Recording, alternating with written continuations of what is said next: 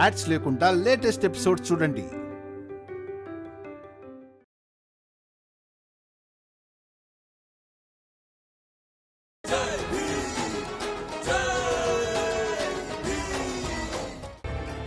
మీ అందరి కారణంగా నేను కూడా తినాల్సి వచ్చింది.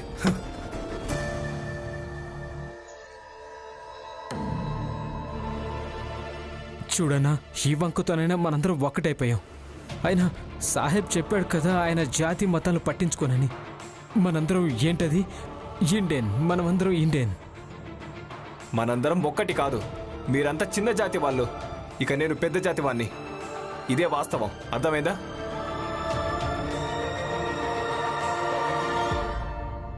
హితేష్ అన్న, ఇక్కడ ఏదైతే జరిగిందో అది మీరందరూ ఆర్తిక్ మాత్రం చెప్పకండి. లేదు లేదు, మేమేమి చెప్పం. సరేనా? పదండి. పద. లోపల నుంచి ఎవరైనా బయటకు వస్తేనే కదా తెలిసేది డేవిడ్ సార్ ఉద్యోగాలు ఇచ్చాడు ఇవ్వలేదు. లోపల ఏం జరిగింది? దగ్గరికి రాకో. మీ నీడ కూడా నన్ను అశుద్ధం చేస్తుంది. అదేంటన్నా, ఇప్పుడు మనం అందరం ఒక్కటైపోయాం కదా, ఎందుకు మొండి పట్టు పడుతున్నావు? అక్క, ఉద్యోగం దొరికిందా లేదా? ఆర్తి, ఉద్యోగం దొరికింది.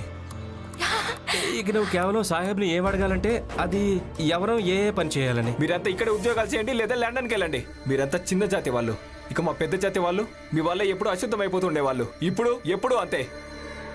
ఇక మేము ఎప్పుడు అశుద్ధం అయిపోయినా మేము శుద్ధీకరణ చేసుకుంటాం.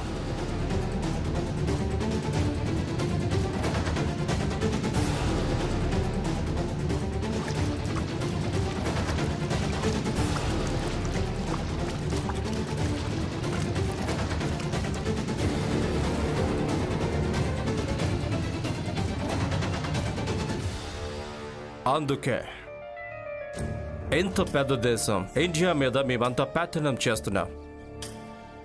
ఎంత పెద్ద దేశం అయింది కూడా ఇక్కడ ప్రతి ఒక్కరు జాతి అనే పేరుతో విడిపోయారు.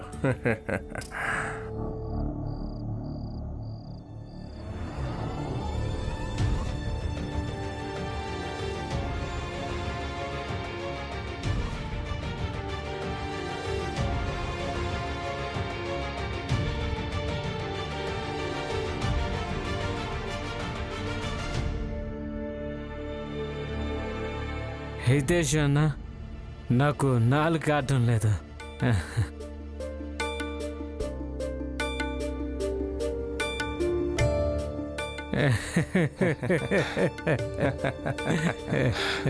జోకు, ఏంటిది? నువ్వు తాగొచ్చావా? ఎందుకు? సంతోషంలో. ఉద్యోగం దొరికింది కదా, ఇక సాహెబ్ మొదటి రోజు కూలి కింద డబ్బులు ఇచ్చాడు. మేము ఆ డబ్బులతో తాగేసాం. నేను వీళ్ళందరికీ తాగదని చాలా చెప్పాను, అయినా వీళ్ళు వినలేదు. అసలు ఇందులో వినడానికి ఏముందని? సంతోషంగా ఉంది, జరుపుకున్నాం. అక్కడ మీకు ఎలాంటి ఇబ్బంది అయితే కలగలేదుగా? ఏమన్నా? ఏది మళ్ళీ అను? మీకు వినిపించలేదా? అసలు నాకు వినిపించుంటే నేను మళ్ళీ అడుగుతానా? వినిపించలేదు, చెప్పు. మీకు అక్కడ ఎలాంటి ఇబ్బంది అయితే కలగలేదు కదా అన్నాను. ఇబ్బందా? మీరందరూ ఒక్కొక్క ఆపిల్ ముక్క తీసుకొని వాటిని తినండి.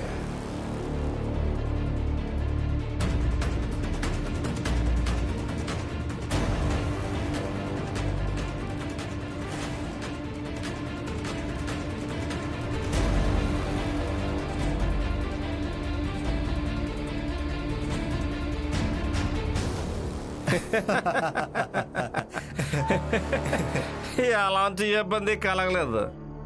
వెళ్ళాం, అంతే తేలిగ్గా ఉద్యోగాలు దొరికాయి. భీమరావు, నువ్వెక్కడ దేనికోసం నిలబడ్డావు? మేమంతా ఇక్కడికి వచ్చి నీకు చెప్పాలనే. అక్కడ మా అందరికీ అవమానం జరిగిందని అంతేనా? ఆ తర్వాత నువ్వు ఒక పెద్ద ఉపన్యాసం ఇవ్వచ్చని. కానీ అక్కడ అలాంటిదేమీ జరగలేదు.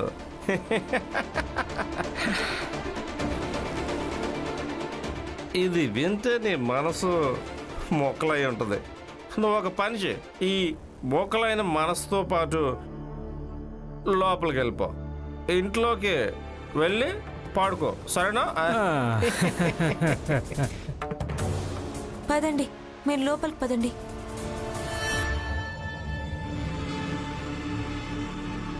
అమ్మా, అక్కడ ఏం జరిగిందో చెప్పండి అమ్మా. నువ్వు లోపలికి పద, నేను చెప్తాను. పద జోకు, ఇంటికి వెళ్దాం పద. వస్తానన్నా.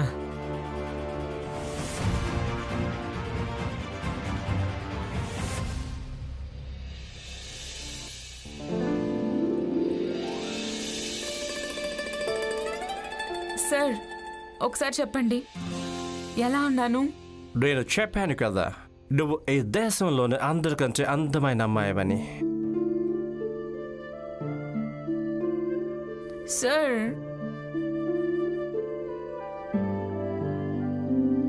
సార్, నేను మీరిచ్చిన లండన్ డ్రెస్ వేసుకున్నాను, ఒకసారి చూడండి. చూడొచ్చు కదా.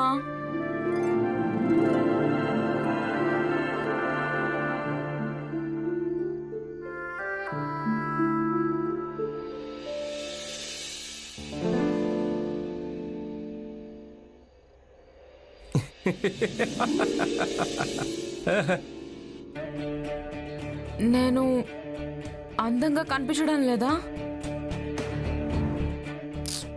నేను కేవలం ట్రై చేస్తున్నాను. మీరు నన్ను మీతో పాటు లండన్కి తీసుకువెళ్తే నేను అక్కడి వాళ్ళలాగే ఉండాలని. ఎందుకంటే మిమ్మల్ని ఎవ్వరూ ఇలా అనకూడదు, ఈ వేలి ముద్రను లవ్ చేసావని. ఆర్తి, ఆర్తి,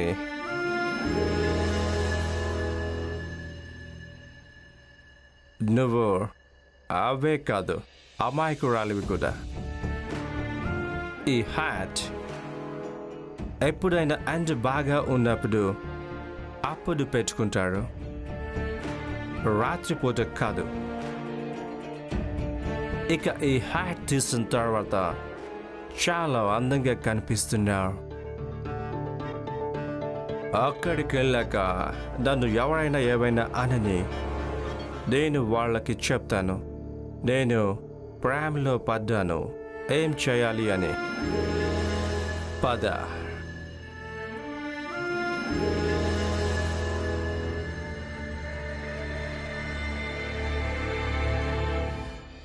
మీరా, అన్నిటికంటే పెద్ద సమస్య ఏంటంటే ఉద్యోగం వచ్చిందో లేదో, సంపాదించారో లేదో మందు తాగడం మొదలు. ఈ మందు ఇంటి శాంతికి అన్నిటికంటే పెద్ద శత్రువు. వీళ్ళకేం చెప్పాలన్నయ్యా? ఈ జోకు, జనార్దన్, హితేష్ ముగ్గురు ఒకేలాంటి వాళ్ళు. ముగ్గురికి జీవితంలో ఒకటే లక్ష్యం, ఏదో ఒకటి చేసి భీమ్ను తక్కువ చేయడం. నాకేమనిపిస్తోందంటే ఉద్యోగాలు కూడా ఎందుకు చేస్తున్నారంటే ఆ ఉద్యోగాలు ఇప్పించింది ఆర్తి అని. వీళ్ళందరూ ఆర్తిని పెద్ద పెద్ద మాటలు చెప్పి ఎంతగా రెచ్చగొట్టారంటే వాళ్ళకేమనిపిస్తోందంటే ఆర్తి భీమ్ కంటే గొప్పదని. మీరా, ఇప్పుడు ఈ నెంబర్ల పోటీకి భీమ్ని దూరంగా పెట్టాలి. నన్ను అడిగితే ఈ ముగ్గురికి భీమ్ ఎంత దూరంగా ఉంటే అంత మంచిది. రామ్జీ అన్నా,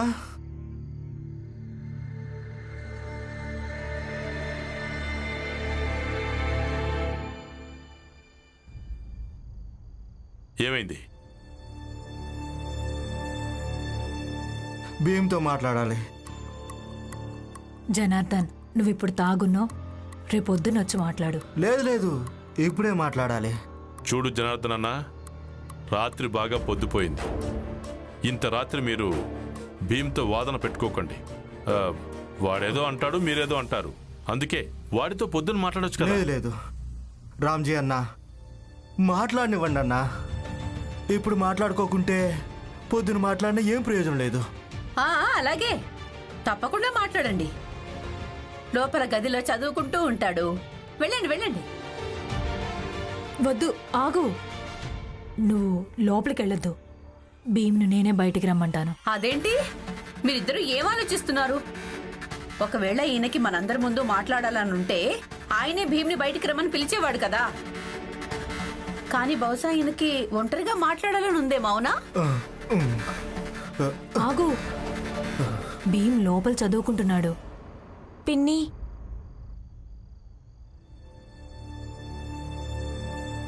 తనని లోపలికి వెళ్ళనివ్వండి. తనెప్పుడు చెప్తుంటారుగా తన దగ్గరికి ఎవ్వరొచ్చినా ఆపకూడదని.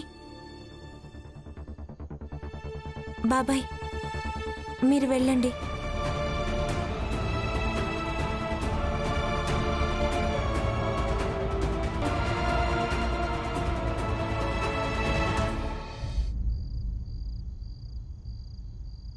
బాబాయ్, మీరు ఇక్కడ? ఏమైంది? ఏమైంది?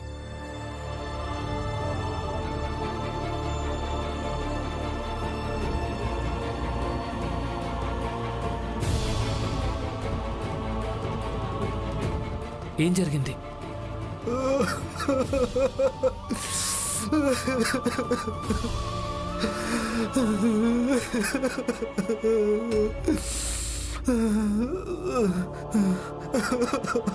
బాబాయ్, మామయ్య, తను ఎందుకు ఏడుస్తున్నారు?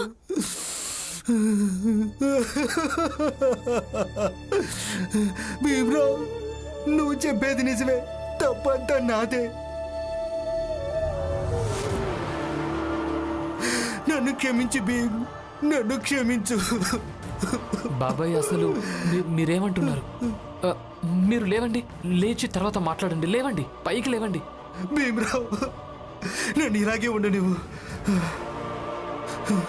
ఎందుకంటే నాకు ఇంకా పూర్తిగా నమ్మకం కలిగిని. భీమ్రావ్, అంబేద్కర్ మాట వినని వాళ్ళందరూ కూడా సేబు ముక్కలు మట్టిలో పడేస్తే వాటన్నిటినీ తినడం జరుగుతుంది. నిజం భీమ్, నేను చెప్పేది జరిగింది. చూడండి బాబాయ్, మీరేం చెప్పాలనుకుంటున్నారో నాకు అర్థం కావటం లేదు. ముందు మీరు నిలబడండి, పైకి లేవండి. వద్దు, నేను ఇక్కడే ఉండి చెప్తాను. ఇప్పుడు చెప్పండి, ఏమైంది? ఆగ్నేయుడు మా అందరి ముందు మట్టి పోయించాడు. అక్కడ పోయి ఇక ఆ మట్టిలో సేపు ముక్కలు పడేయించాడు.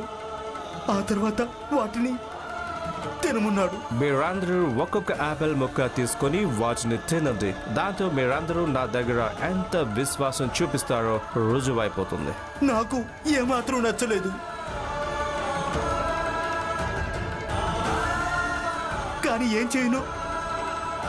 నేను, శోభ, హితేష్, జోకు ఆ మట్టిలో పడిన సేపు ముక్కల్ని కళ్ళు మూసుకొని తినేసాం.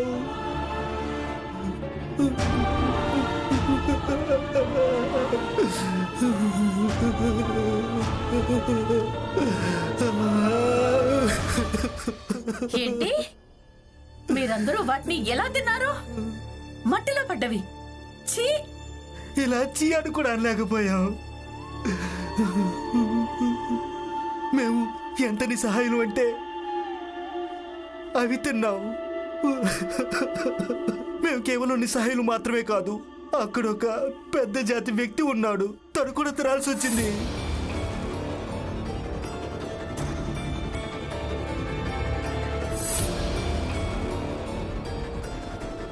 జీజాబాయ్, నువ్వు జనార్దన్ని భీమ్ దగ్గరికి ఎందుకు పంపించావు? తను భీమ్తో వాదన పెట్టుకుంటాడని, వాణ్ణి అనరాని మాటలు అంటాడని.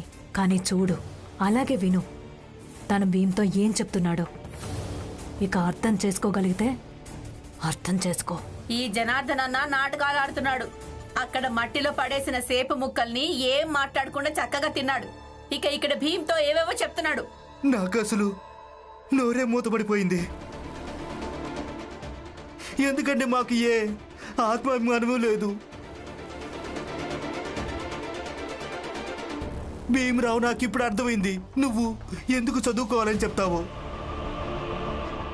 నువ్వు ఇంకా రమ, ఆనంద్ చదువుకున్నారు కదా, అందుకే ఎవరికైనా అన్యాయం జరిగినా సరే, అన్యాయం జరిగితే, అవమానం జరిగితే మీరు మాట్లాడతారు, పోట్లాడతారు. మేము వేలిముద్రగాలం కదా, ఏమీ మాట్లాడలేకపోయాం. బాల, లక్ష్మి, కరుణ వాళ్ళు చదువుకోకపోవచ్చు, కానీ వాళ్ళు నీతో కలిసి ఉంటారు. వాళ్ళ మీద నీ ప్రభావం పడింది. ఇక వాళ్ళలో ఆత్మాభిమానం మేల్కొంది. కానీ మేము నీతో కలిసి ఉండం, చదువుకోలేదు. అందుకే మాలో ఉన్న ఆత్మాభిమానమే చచ్చిపోయింది.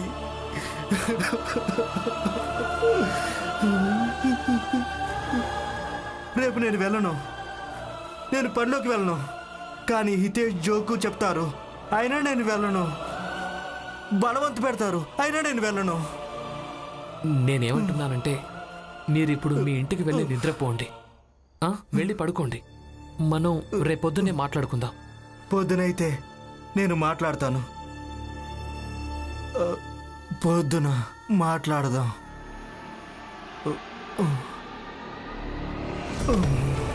బాబాయ్, బాబాయ్, బాబాయ్. జనార్దన్, జనార్దన్,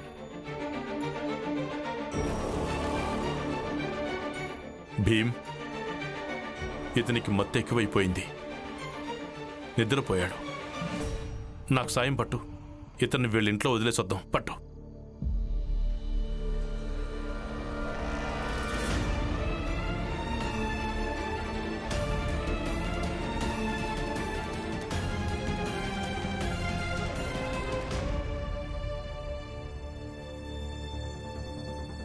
మీరు వెళ్ళండి నాన్న, నేను ఈయనకు దుప్పటి కప్పేసి వస్తాను.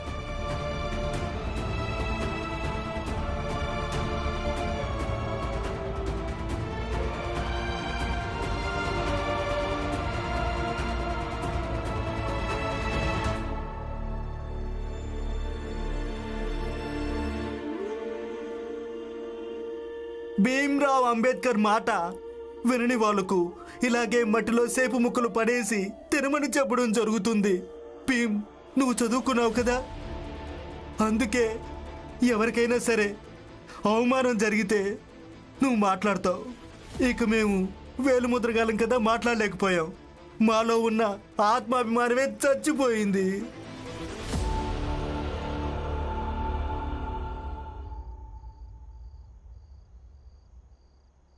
చూడండి భీమ్రావ్ అంబేద్కర్, కళ్ళారా చూసుకోండి. ఇది మీ భావాల ప్రభావమే. ఇక ఇదే దానికి సాక్ష్యం. అందరికీ మనసుంటుందిగా. అవమాన భారం అందరినీ బాధిస్తుంది.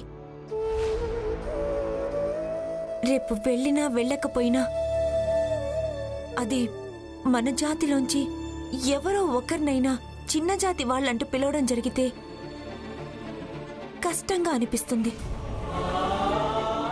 మనకు కూడా ఆత్మాభిమానం ఉంటుంది కదా. ఉంటుంది రమా, ప్రతి ఒక్కరికి ఉంటుంది. ఇక దాని రక్షణ కోసమే ఈ పోరాటం అంతా. నువ్వే చూస్తూ ఉండు. ఏదో ఒకరోజు ఈ పోరాటం ఖచ్చితంగా సఫలమవుతుంది.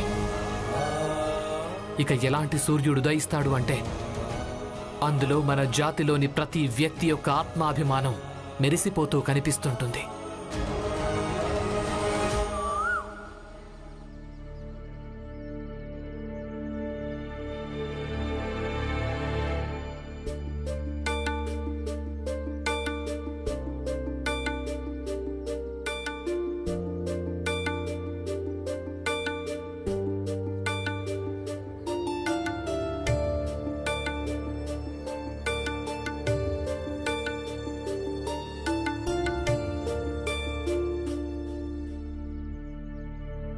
జనార్దన్, జనార్దన్,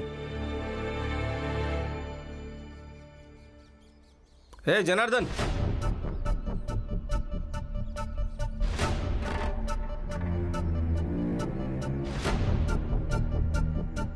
జనార్దన్, రాత్రి ఎక్కువగా తాగేసావా? వెళ్ళు, తయారై తొందరగా వచ్చేసాయి. పనిలోకి వెళ్ళాలి కదా. రేపు నేను వెళ్ళను, నేను పనిలోకి వెళ్ళను. కానీ హితేష్, జోగు చెప్తారు, అయినా కూడా నేను వెళ్ళను. లేదు, జనార్దన్ బాబాయ్ పనిలోకి రావడం లేదు. రమా, నువ్వు మర్చిపోయావా? మీ ముగ్గురం జనార్దన్, జోకు ఇంకా హితేషులం వాళ్ళ జీవితంలో ఏదైనా చేస్తారు, కానీ అది మాత్రం చెయ్యరు. ఆ రామ్జీ, భీమ్ ఇంకా నువ్వు చెప్పింది ఇప్పుడు నీకు అర్థమైందా?